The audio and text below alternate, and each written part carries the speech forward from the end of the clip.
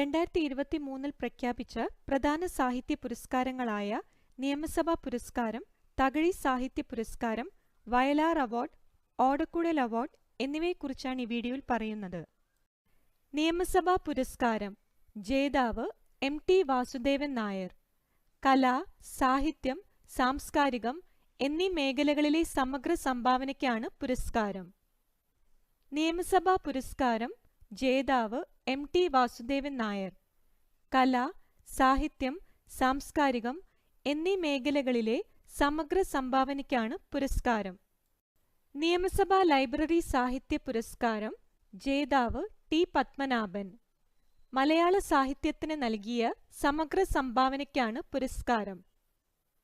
നിയമസഭാ ലൈബ്രറി സാഹിത്യ പുരസ്കാരം ജേതാവ് ടി. പത്മനാഭൻ.